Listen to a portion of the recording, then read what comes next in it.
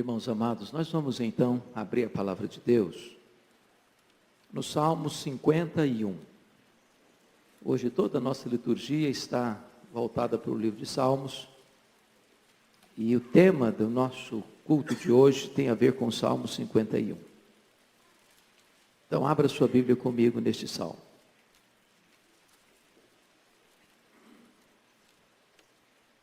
Esse é um Salmo de Davi.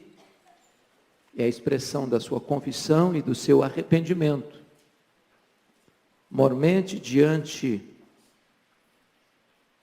do seu pecado de adultério com Batseba. E ele diz assim: compadece-te de mim, ó Deus, segundo a tua benignidade, e segundo a multidão das tuas misericórdias, apaga as minhas transgressões. Lava-me completamente da minha iniquidade e purifica-me do meu pecado. Pois eu conheço as minhas transgressões e o meu pecado está sempre diante de mim. Pequei contra ti somente, e fiz o que é mal perante os teus olhos, de maneira que serás tido por justo no teu falar e puro no teu julgar. Eu nasci na iniquidade e em pecado me concebeu minha mãe. Eis que te comprases, na verdade, no íntimo, e no recôndito me fazes conhecer a sabedoria. Purifica-me com esopo, e ficarei limpo. Lava-me, e ficarei mais alvo que a neve.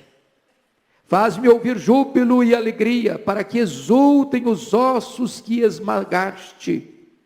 Esconde o rosto dos meus pecados, e apaga todas as minhas iniquidades.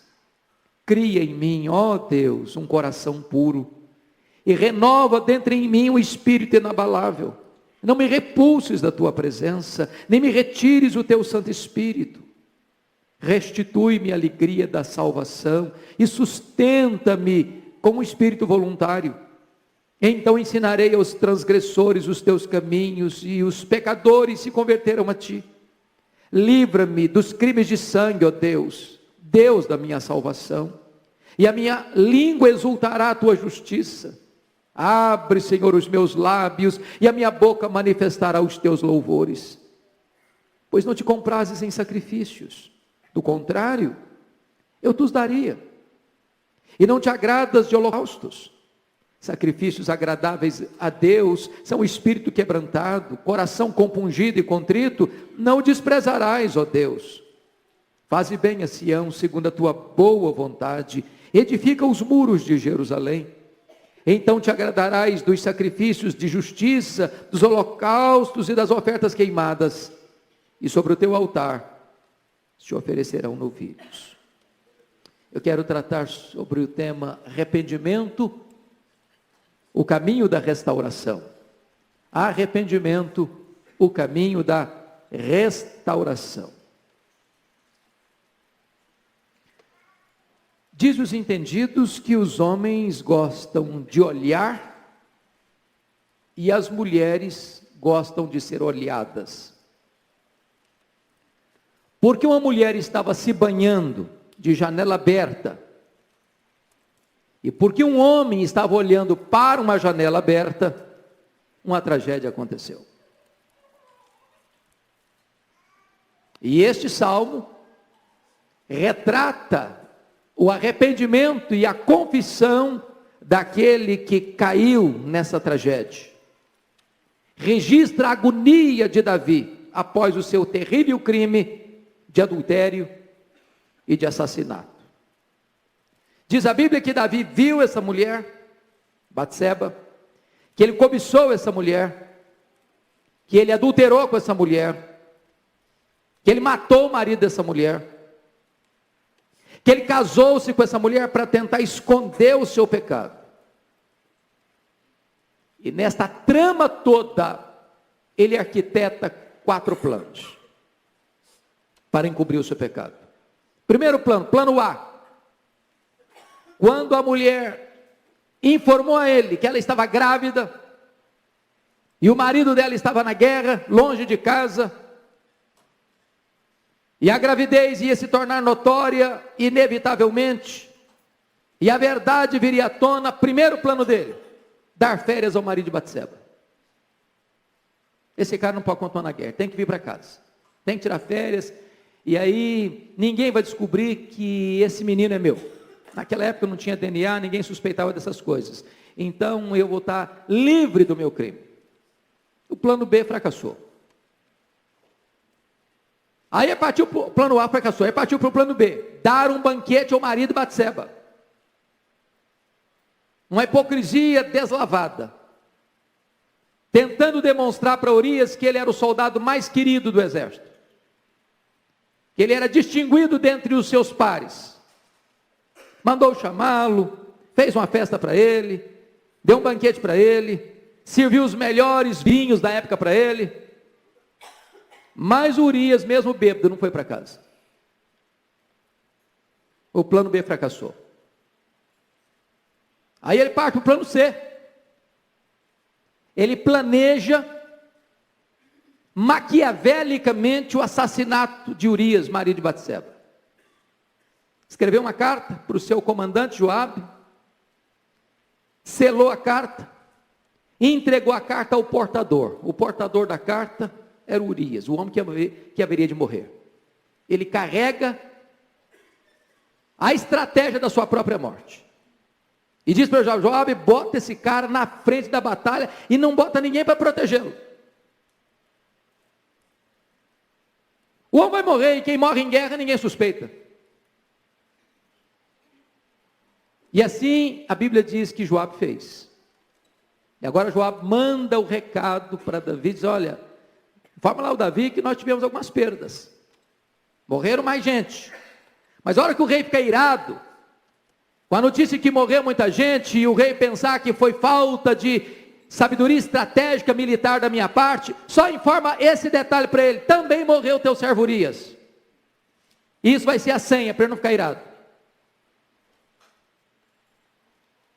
E quando Davi recebe a notícia, Davi manda dizer para o Joabe: não, fica tranquilo, em guerra é assim mesmo, uns morrem, outros vivem, então fica tranquilo, isso acontece, descansa o coração, está tudo bem.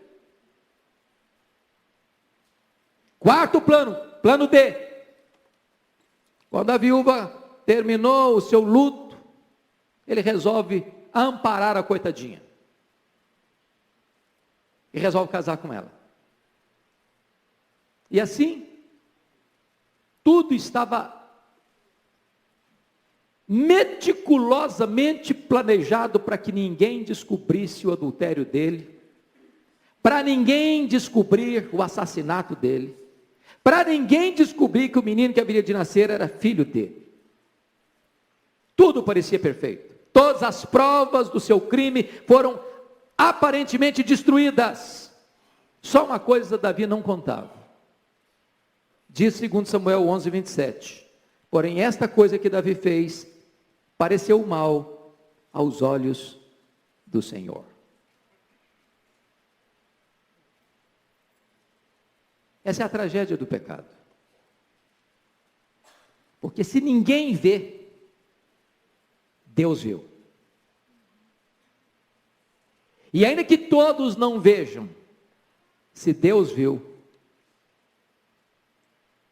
então aquele que encobre o seu pecado não prospera. Mas diz a Bíblia que agora Davi se casa com Batseba, parece que está tudo bem, ninguém está desconfiando de nada, ninguém o acusa de nada. Mas diz a Escritura que a partir daí a mão de Deus começa a pesar sobre ele. A alegria dele foi embora, o vigor dele se tornou em sequidão de estio. Uma tristeza mortal tomou conta dele. Ele chorava e alagava o seu leite de tanto chorar. Seus ossos ardiam. Parecia que Deus o cravejava com as suas setas. Ele tinha taquicardia. O Salmo 38 chega a revelar que não havia parte sã na sua carne. Ele foi tomado por uma tristeza, por uma angústia, por uma dor, por uma inquietação, por um desespero existencial. Aí, enquanto ele estava escondendo o seu pecado, Deus manda ao palácio o profeta Natã. E Natã era um comunicador extraordinário. Natã não começa botando o dedo em riste, acusando o rei de algum pecado. Natã começa contando uma história, contando uma parábola. E Natã disse: olha, rei, deixa eu contar uma historinha para você. Havia numa cidade aqui 2 homens, um rico e um pobre. O rico tinha muitas reses, tinha muitas ovelhas, tinha muito gado. E tinha um pobre que morava também na cidade, que só tinha uma ovelhinha. Essa ovelhinha era tudo para a família. Vivia dentro de casa, comia do seu prato, bebia da sua fonte, vivia no colo desse pobre, era a alegria da casa, era o sustento da casa. E esse homem rico um dia recebe uma visita importante. E esse homem rico resolve fazer um jantar para esse homem que visitava a sua família. E em vez desse rico ir lá no seu rebanho e matar uma das suas reses, uma das suas ovelhas, para preparar uma refeição para o visitante, ele foi lá na casa do pobre, pregou a única ovelhinha que esse pobre tinha, e sacrificou a ovelhinha e matou a ovelhinha para preparar uma refeição para o seu convidado. E diz a Bíblia que Davi se enrubesce, cheio de ira e de justiça, diz: esse homem deve morrer, e deve ainda pagar 4 vezes mais pela ovelha que ele pegou, que ele matou. Nesse momento diz a Bíblia que Natã bota o dedo no nariz dele e diz: tu és o homem, Davi, tu és o homem.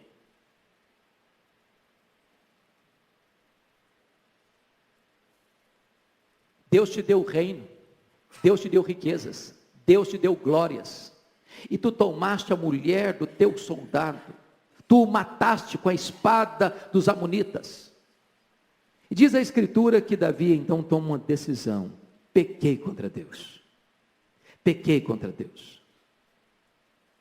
Ele começa a perceber que o pecado tinha vindo à tona, e ele não tinha para onde mais fugir, e ele não tenta escapar por mecanismos de fuga da sua consciência. Ele reconhece o seu erro e diz: pequei contra o Senhor. E esse salmo então é a expressão dessa confissão. Então chama a sua atenção para algumas lições. Primeira, a absoluta necessidade do arrependimento.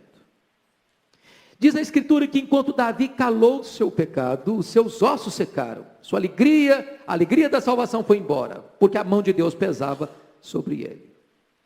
Isso significa o seguinte, meu irmão, minha irmã: não há cura para a nossa alma, não há alegria para o nosso coração, não há restauração para a nossa vida enquanto não houver arrependimento.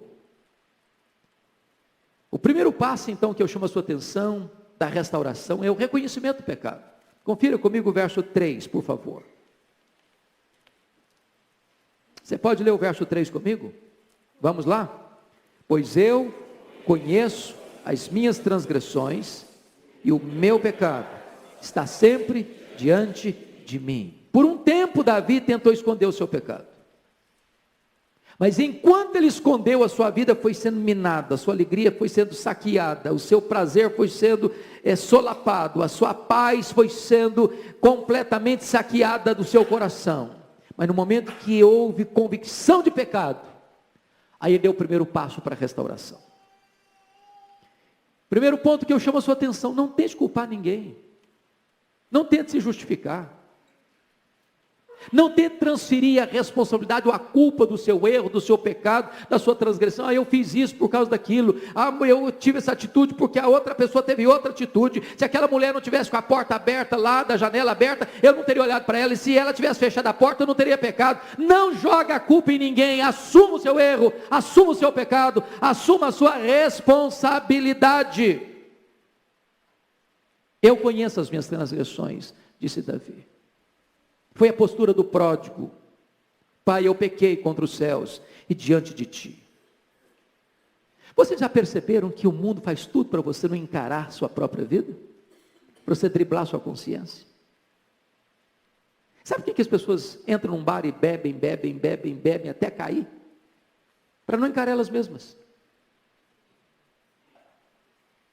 As pessoas não querem encarar elas mesmas. A palavra de Deus nos confronta, Deus nos confronta, porque não há cura a não ser que você diagnostique a doença, e não há cura a não ser que você tome o remédio certo. Primeira coisa então, é reconhecimento do pecado. Segundo passo para a restauração, é o reconhecimento da natureza do que nós temos feito. Chama a sua atenção para os versos 1 e 2. Você pode ler comigo 1 e 2? Compadece-te de mim, ó Deus, segundo a tua benignidade, e segundo a multidão das tuas misericórdias, apaga as minhas transgressões, lava-me completamente da minha iniquidade, e purifica-me do meu pecado. Você notou 3 palavras aí? No verso 2? Que palavras você sublinhou aí? Iniquidade, transgressões, iniquidade e pecado. O que significa cada palavra dessa? Primeiro, transgressão. Transgressão é rebelião. É revolta da vontade contra a autoridade. Davi está dizendo o seguinte: eu fui rebelde. Sua própria vontade prevaleceu. Ele foi governado por um desejo lascivo. Ele está entendendo aqui isso. O que ele fez, a sua consciência reprovava. Foi um ato deliberado de desobediência, uma violação da autoridade divina. Isso é transgressão. Não foi um cochilo, apenas momentâneo. Foi um ato deliberado da vontade. Foi um ato de rebeldia. Foi um ato de transgressão de um princípio, de uma norma que ele aceitava para ele mesmo. Segundo, eu chamo a pecado aqui de iniquidade. O que é iniquidade? Perversão, algo sujo, indigno, vergonhoso. E depois ele diz, pecado. O que é pecado? É errar o alvo. É você não ser aquilo que Deus quer que você seja. É você não viver do jeito que Deus quer que você viva. É não andar pelo caminho que Deus quer que você anda. É não pensar o que Deus quer que você pensa. É não desejar o que Deus quer que você deseje. É não escolher o que Deus quer que você escolha.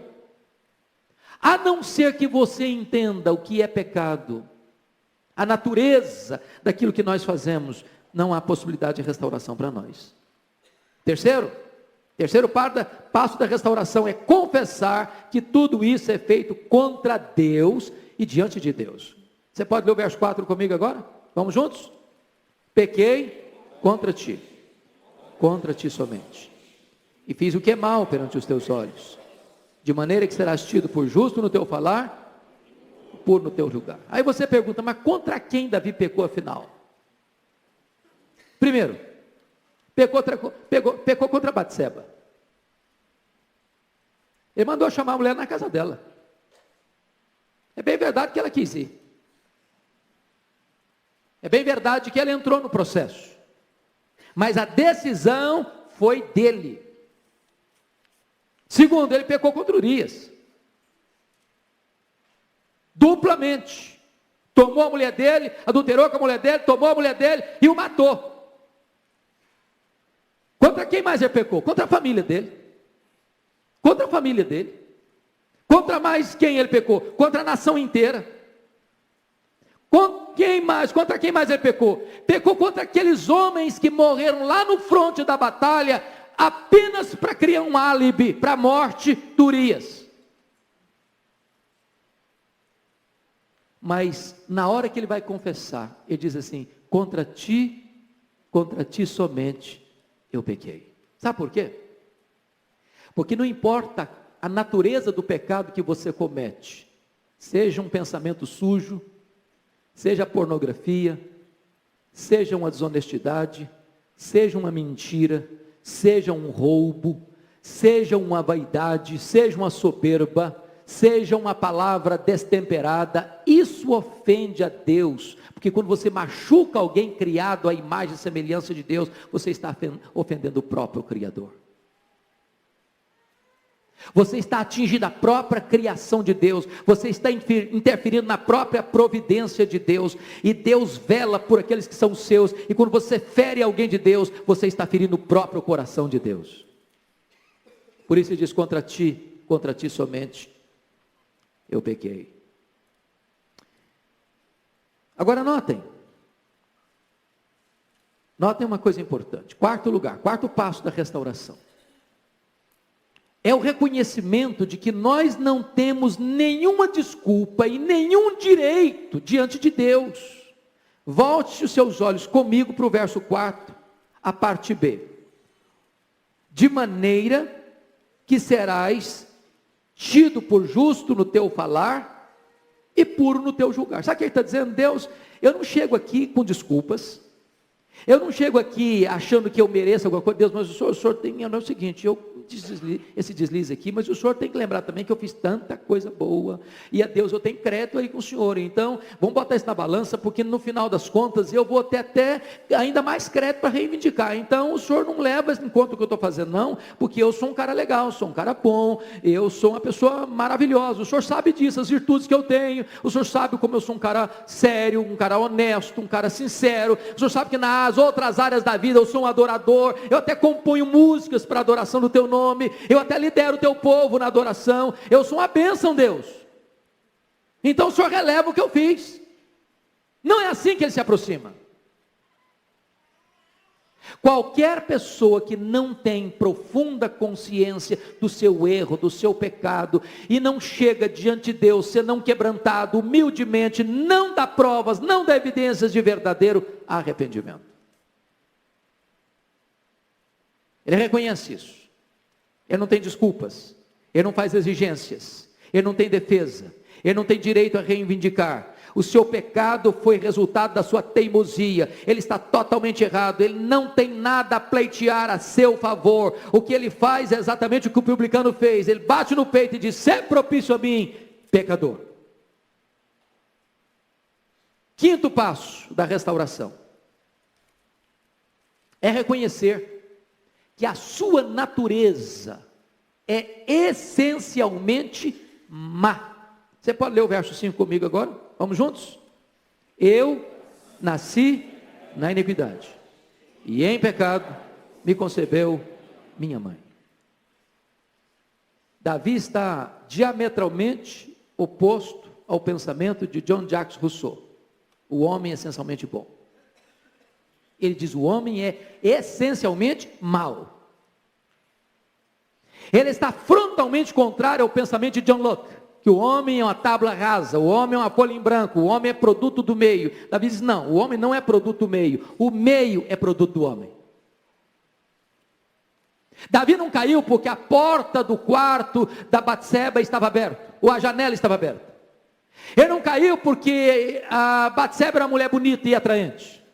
Ele não caiu porque, na verdade, aquela mulher era muito sedutora.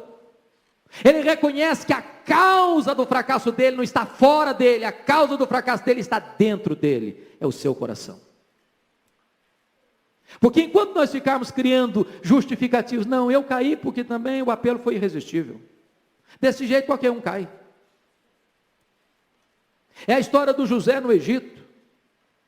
A mulher falou com ele um dia, falou outro dia, falou terceiro dia, falou outro dia, falou mais outra vez, falou na semana que vem, falou no outro mês, talvez no outro ano, todo dia, todo dia, todo dia, todo dia, e a mulher não apenas se contentou em falar, ela agarrou José. Talvez se fosse hoje o cara disse: não, mas aí é uma questão de honra. Porque se eu fugir agora vai pensar que eu sou outra coisa. Eu tenho que provar que eu sou másculo. Davi, ou melhor, José preferiu ser acusado de um crime aos olhos dos homens do que pecar secretamente diante de Deus. A causa do nosso pecado está dentro de nós mesmos. Preste bem atenção nisso, irmãos, isso é tão importante entender. Sabe o que significa isso? Eu sou o meu maior problema. O problema é que eu sou corrompido, meu coração é uma fábrica de iniquidade, é de dentro de mim que procedem os maus desígnios, não é o mundo, é o meu coração, não é a pornografia, é o meu coração lascivo, não é a guerra, é o meu coração iracundo. Aqui dentro de mim está a potencialidade de todos os meus fracassos.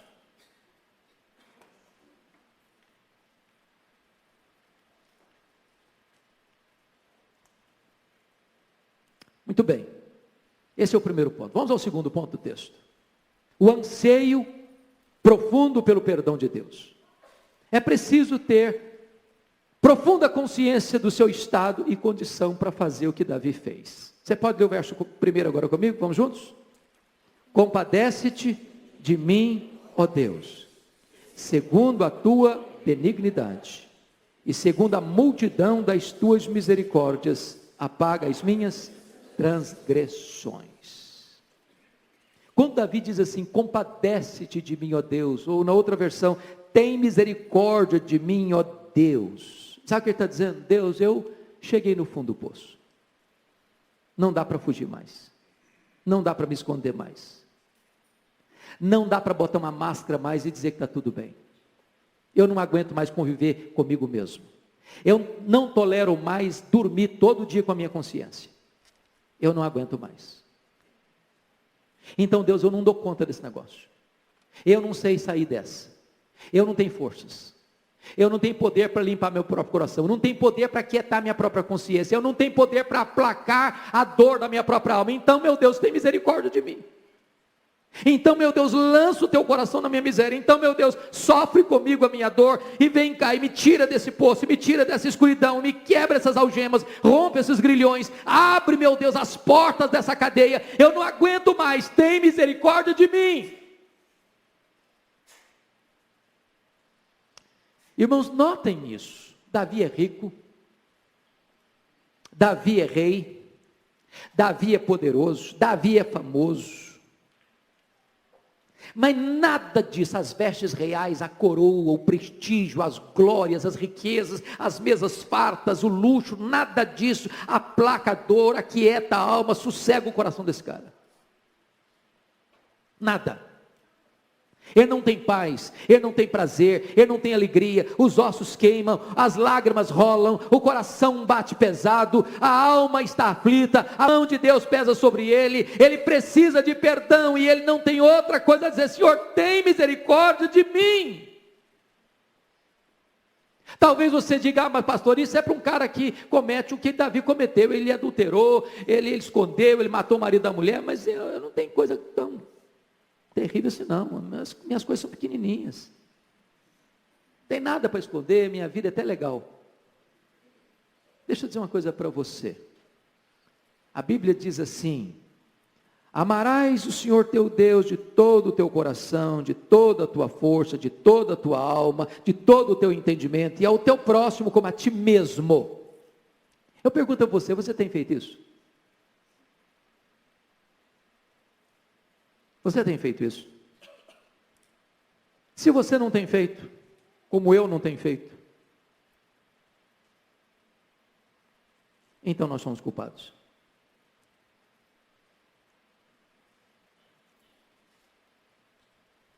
Amar a Deus de toda a tua alma, de toda a tua força, de todo o teu entendimento, de todo o teu conhecimento, com tudo que você tem, com tudo que você é, e você amar o seu próximo, você mesmo. Esse é o grande mandamento, essa é a essência da lei de Deus. Sabe o que é pecado? É errar o alvo. E qual é o alvo da nossa vida? Viver para a glória de Deus.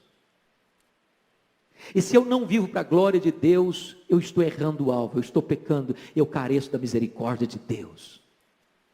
Então, por mais virtuoso que você seja nesta noite, por mais benemérito que você seja nesta noite, por mais perto de Deus que você pensa que você anda nesta noite, por mais extraordinária que seja a sua experiência, por mais poderoso que seja o seu testemunho nesta noite, todos nós estamos debaixo da autoridade desse texto e precisamos clamar: tem misericórdia de mim, ó Deus.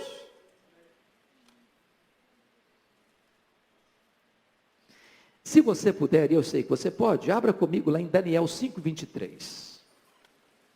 Daniel 5:23. Na parte B do versículo, há uma frase interessantíssima que foi dita para Belsazar. Daniel 5:23. Depois vai voltar para Salmo 51, mas eu quero ler com você esse texto. Parte B está escrito assim: mas a Deus, em cuja mão está a tua vida e todos os teus dias, a Ele não glorificaste. Você pode ler essa parte comigo, todos nós? Mas a Deus, em cuja mão está a tua vida, e todos os teus dias, a Ele não glorificaste. Você tem glorificado a Deus, em cuja mão está a sua vida e todos os seus dias? Então nós precisamos clamar pela misericórdia de Deus.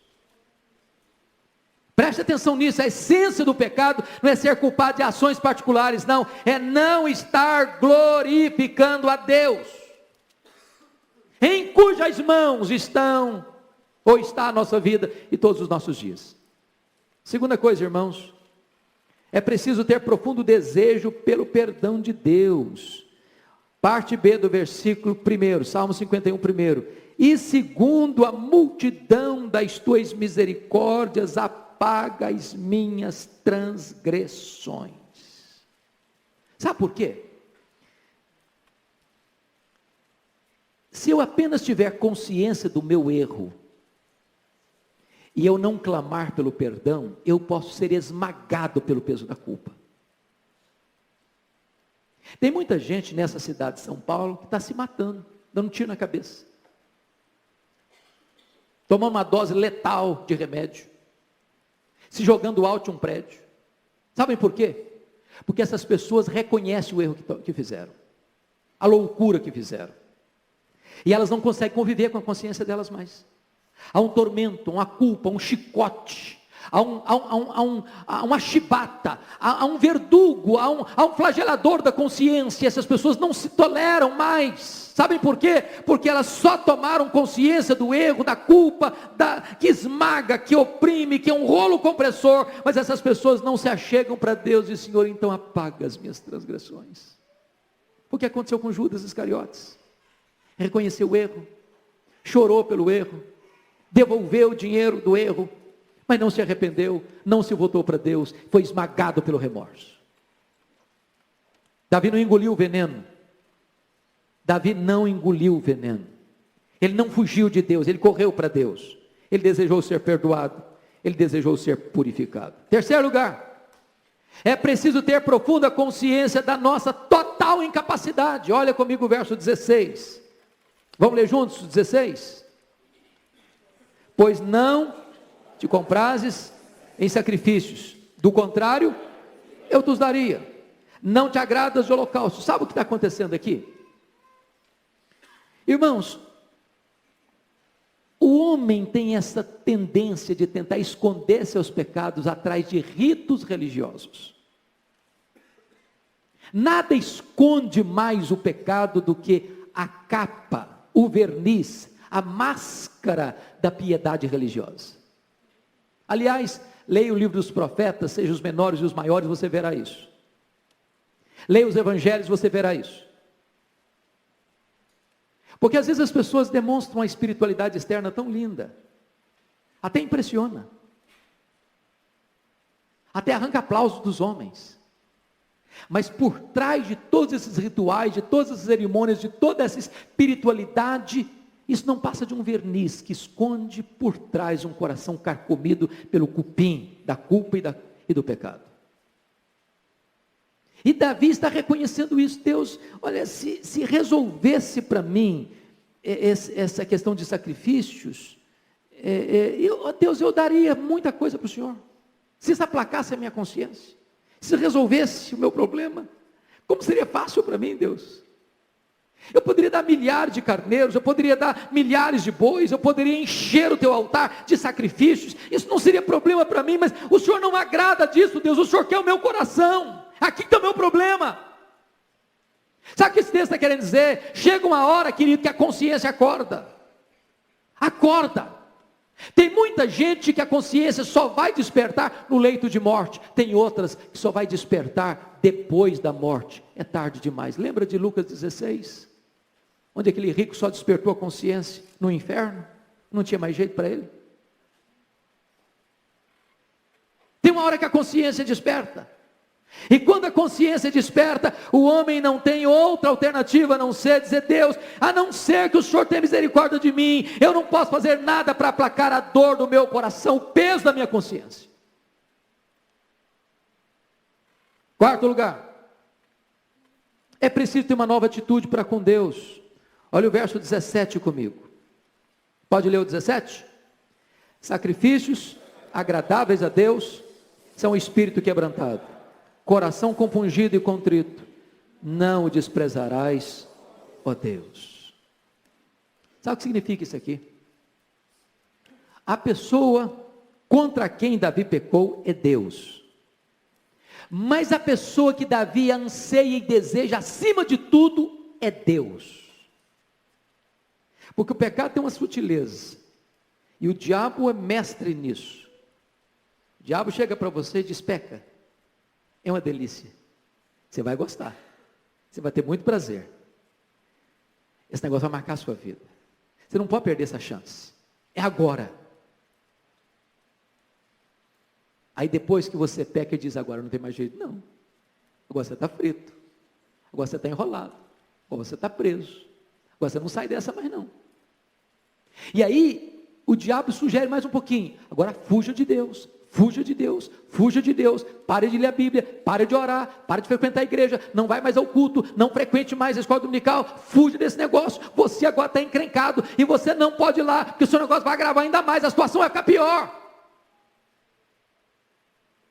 Aquele que anseia por restauração, ele ao pecar, não foge de Deus, ele corre para Deus. Ele não faz como Adão lá no Éden, ele fugiu de Deus. Ele não faz como Judas, abandonou a Cristo. Ele busca Deus, ele quer Deus, ele precisa de Deus, ele anseia por Deus, ele se volta para nós, para a cruz, porque é lá na cruz que Deus tratou o nosso pecado, é lá que Deus revelou a nós o seu amor infinito, é lá que ele apaga as nossas transgressões, é por causa do sangue do Cordeiro vertido na cruz, é que nós podemos ter confiança do perdão, se confessarmos os nossos pecados. Ele é fiel e justo, para nos perdoar os pecados, e nos purificar de toda a injustiça.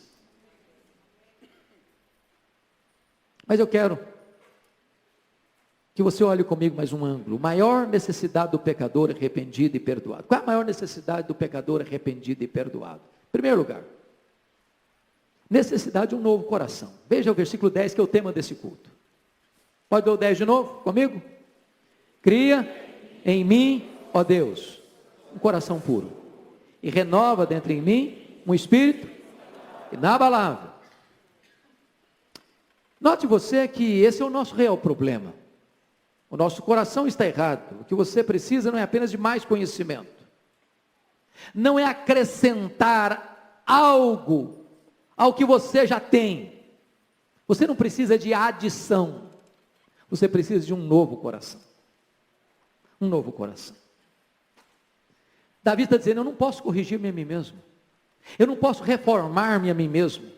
Eu não posso libertar a mim mesmo, eu não posso perdoar a mim mesmo, eu não posso limpar meu próprio coração, assim como um leopardo não pode mudar suas manchas, não é um etíope a sua pele, eu também não posso mudar a mim mesmo. É que é um novo coração.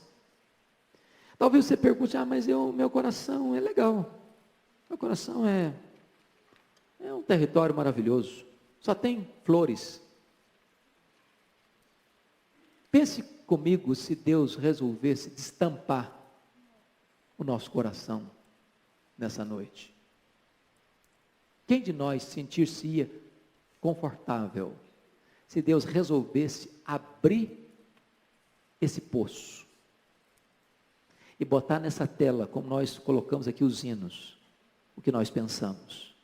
Só a semana passada. Você e eu precisamos de um novo coração. Coração quebrantado, coração temente, coração obediente, um coração que anseia por Deus, coração que se alegra em Deus. Sabe o que esse texto está querendo dizer para nós? O Evangelho de Cristo dá um soco mortal na nossa presunção. Mortal. Porque ele não está dizendo: Deus, me dá uma aparência externa mais agradável às pessoas. Não, ele me dá um novo coração. Ninguém está vendo. Porque às vezes você está com a carinha tão piedosa e lá dentro você está escondendo um coração muito sujo.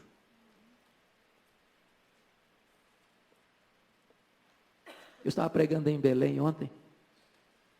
E veio um casal muito simpático, muito querido, muito amável, me abraçou e fez festa comigo. O pastor disse depois para mim: eu estou tratando desse casal. Esse homem, ele tem uma dependência terrível de pornografia. Ele trai a esposa.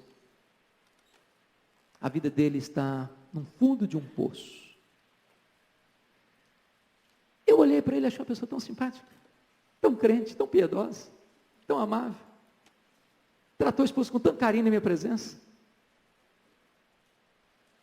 Às vezes você olha uma pessoa e fala, que gente legal, que crente maravilhoso, que exemplo de piedade. Lá dentro tem um coração, que é um prostíbulo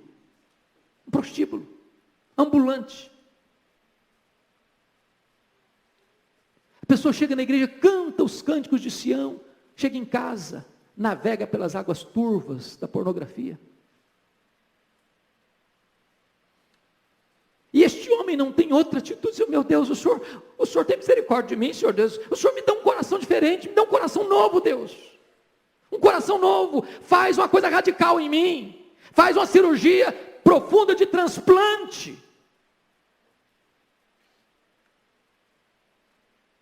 Segundo lugar, quais são as razões para termos um novo coração?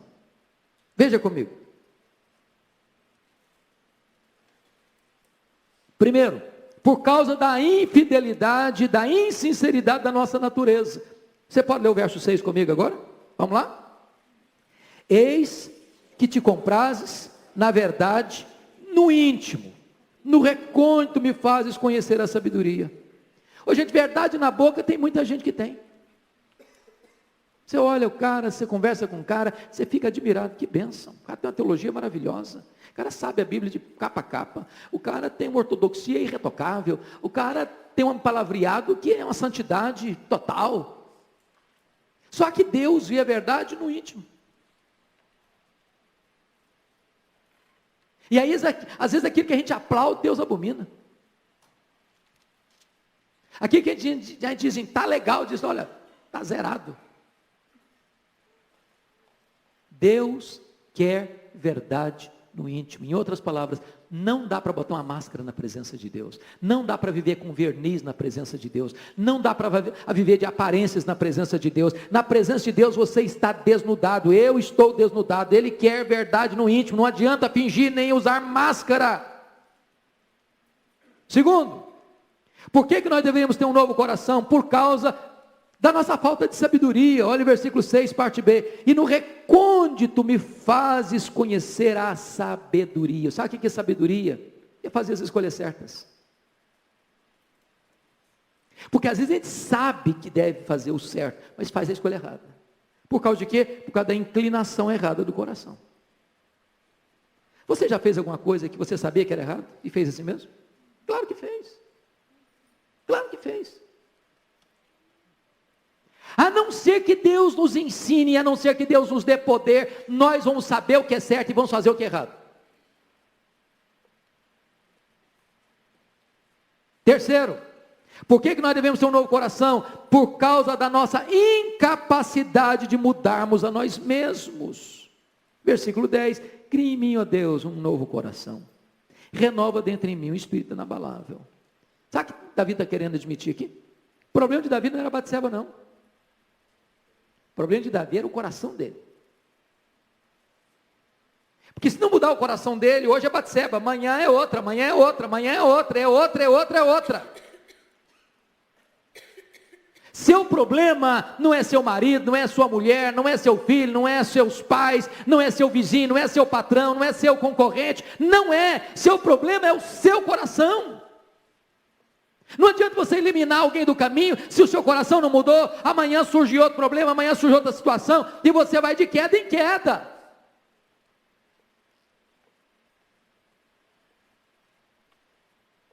Só Deus pode nos dar um novo coração.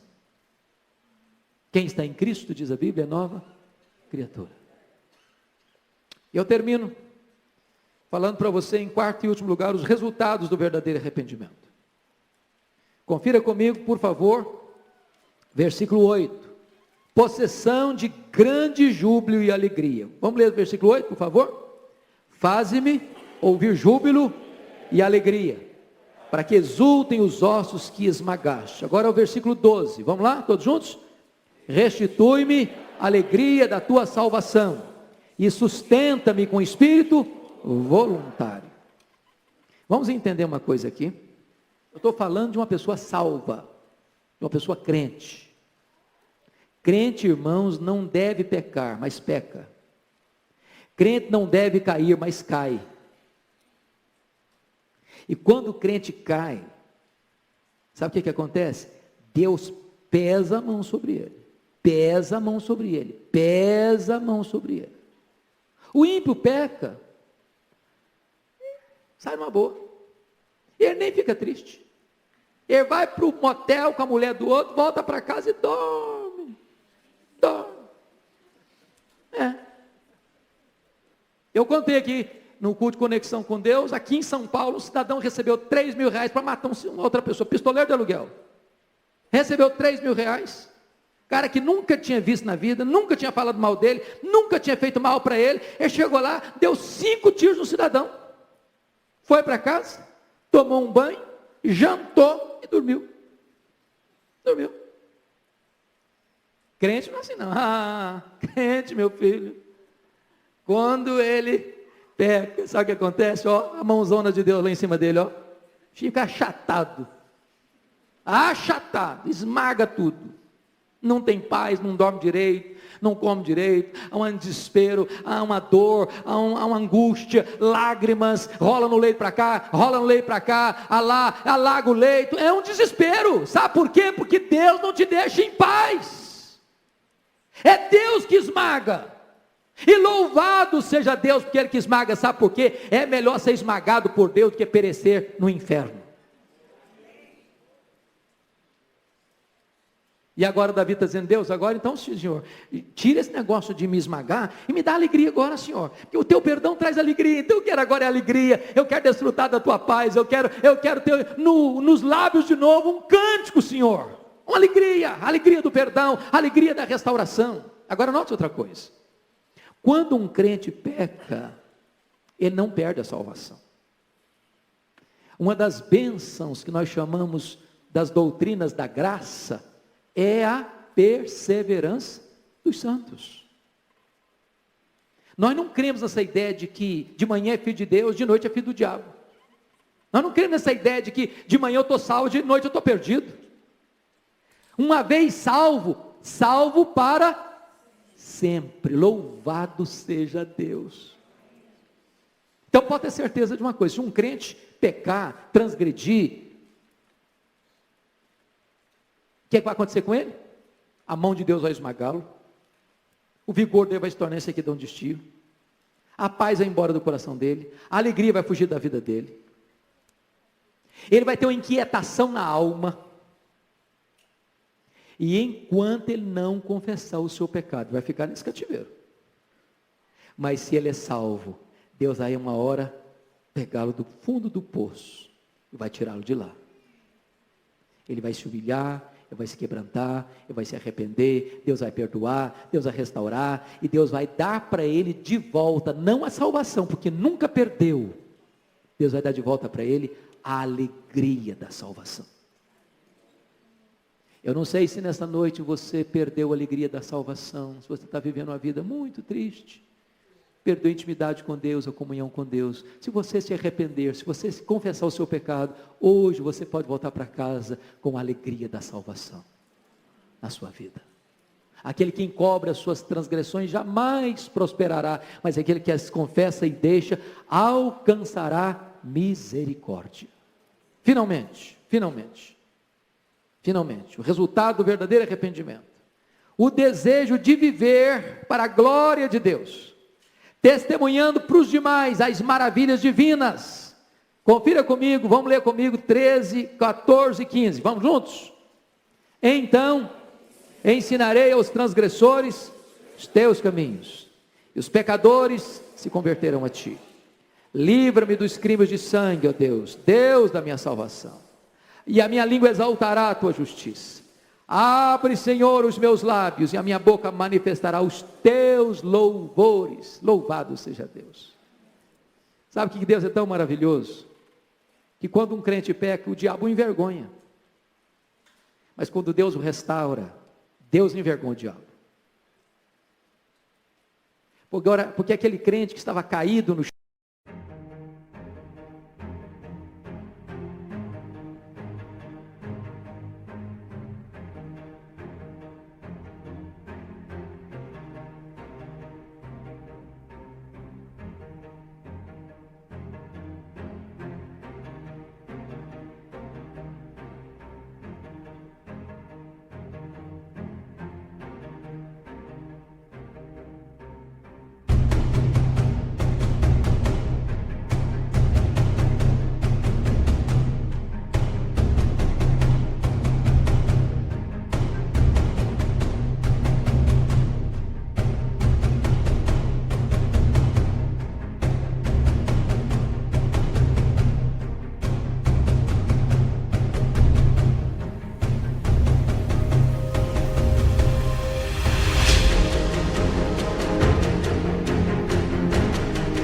chão, prostrado, envergonhado, derrotado, se levanta. Deus o restaura. Deus devolve a ele a alegria da salvação. Deus devolve a ele a autoridade espiritual. E ele continua testemunhando. Ele continua falando de Cristo. Ele continua falando do Evangelho. Ele continua ensinando aos pecadores que Deus é maravilhoso, que Deus é misericordioso, que Deus é perdoador, que Deus é rico em graça e misericórdia. Ô meu amado, se você já foi perdoado, em nome de Jesus, não feche a sua boca. Pastor Arival hoje tratou conosco neste culto. A igreja pode crescer, a igreja vai crescer em nome de Jesus, mas a igreja não cresce apenas, irmãos, com as atividades aqui no templo. A igreja cresce na dinâmica do dia a dia, você na sua escola, você no seu trabalho, você no seu escritório, você na sua fábrica, você na sua indústria, você no seu hospital, você no seu comércio, você no seu táxi, você na rua, você na corte, você onde estiver, você abra a sua boca e fala do que Deus fez por você. Domingo vai ser só puxar rede, só puxar rede.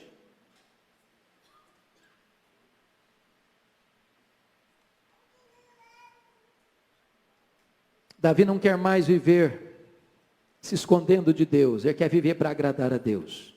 E viver para agradar a Deus, irmãos, é viver testemunhando para as outras pessoas o que Deus fez na nossa vida e por nós. Davi não quer mais ser pedra de tropeço, ele quer ser instrumento de bênção para os outros. Ele não quer viver mais nas trevas, ele quer se revelar a outros à luz de Deus. E eu concluo fazendo uma pergunta para você. Você que está aqui hoje, é uma pessoa salva por Jesus? Você já tem a salvação? Você que está aqui hoje, num dado momento da sua vida, pecou contra Deus, entristeceu o Espírito Santo, perdeu a alegria da salvação? Você nesta noite, quer voltar-se para Deus e confessar o seu pecado?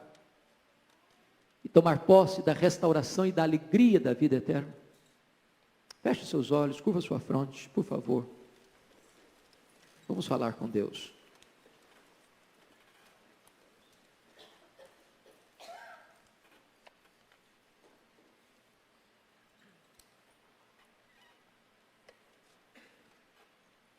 A Bíblia diz que Deus tem prazer na misericórdia e Deus é rico em perdoar. Forever lover,